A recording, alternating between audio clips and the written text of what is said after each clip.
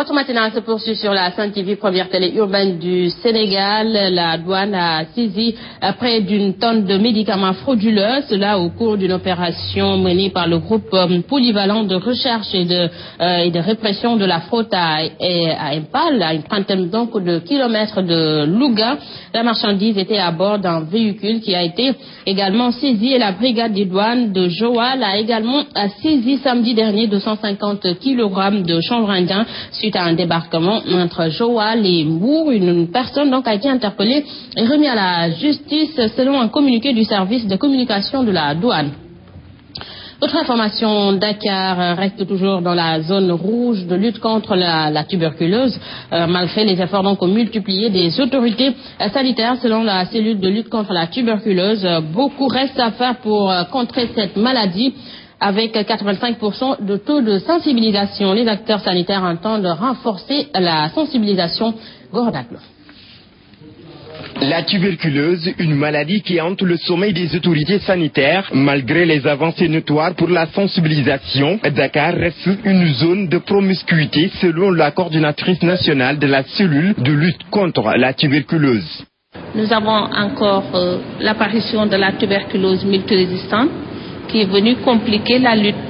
Et là aussi, c'est des interventions spécifiques, c'est des médicaments spécifiques qu'il faut donner aux malades pour les amener quand même à un traitement correct. Avec un objectif de 85% de taux de sensibilisation, les autorités sanitaires élaborent déjà des stratégies pour contrer la tuberculose. Si nous prenons les aspects de dépistage et de guérison, il faut dire que le pays a acquis une grande capacité maintenant de détecter les cas de tuberculose parce que les prestataires sont formés et ils sont suffisamment outillés pour pouvoir quand même diagnostiquer assez rapidement dans nos structures les cas de tuberculose.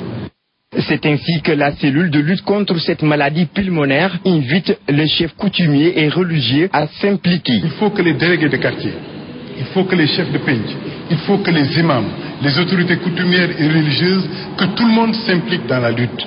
Parce que notre pays perd beaucoup d'argent pour sensibiliser sur cette maladie et guérir les personnes malades. Dakar occupe toujours la zone rouge du taux de prévalence. La cellule de lutte contre la tuberculose entend renforcer la sensibilisation pour bouter la maladie hors du pays. Gordaglo, la gestion des risques de catastrophes et de sinistres est un axe majeur dans la stratégie nationale de protection sociale. Cependant, le plan Orsec, qui est l'outil privilégié de secours dans son mécanisme d'intervention, ne prend pas en compte de manière spécifique les différences des groupes vulnérables, notamment les enfants. Donc, c'est pourquoi le Sénégal est en phase d'élaborer un plan de contingent du secteur de la protection de l'enfance pour la circonstance. Un atelier se tient présentement à Sali Koumba Awad, directeur de la promotion de la protection des groupes, ici avec Pabji. Voilà, certainement, c'est assuré dans nos prochaines éditions. À présent, nous parlons politique avec le grand parti de Malick Gakou qui a procédé hier dans l'après-midi au lancement de la vente de ses cartes de membres et à la aux présentations de son mémorandum. Malick Gakou en a profité pour tirer à boulet rouge sur le plan Sénégal émergent et de présenter également les nouveaux adhérents au grand parti. Le compte rendu signé Salif Kébessa. Malick Gakou et le grand parti ne comptent pas jouer aux figurants dans la scène politique sénégalaise. Après avoir été porté sur les fonds baptismaux, le grand parti a procédé cet après-midi au lancement de la vente de ses cartes et à la présentation du mémorandum du grand parti.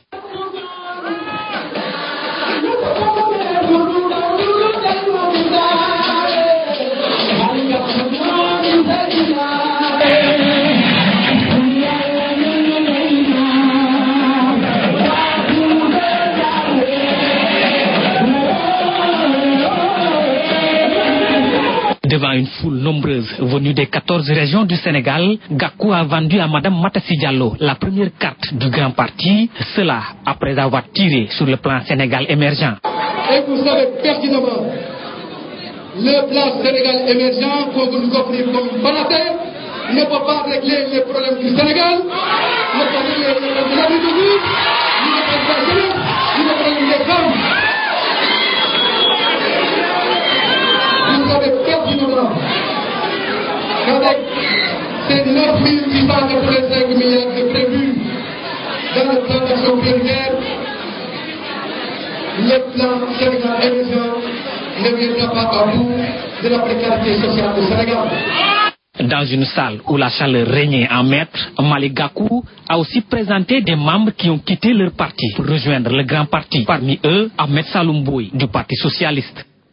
Et puis Salif Kébétar, nous parlons sport. CHAN 2016, le Sénégal va-t-il participer à ce rendez-vous que le Rwanda accueille l'année prochaine? L'entraîneur, en tout cas, des Lions locaux croit aux chances de ses joueurs.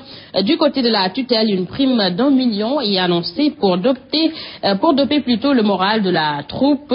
Certains spécialistes du ballon restent mesurés et avancent quelques schémas tactiques pour surmonter la montagne guinéenne. Aïcha Kamara. Plus d'une journée nous sépare du dernier acte des qualifications du CHAN 2016. L'attraction à Dakar, Lions locaux contre Sili local. Un match capital pour les protégés de Moustapha Seck. Après le revers de Bamako, ils devront rugir pour décrocher la qualification.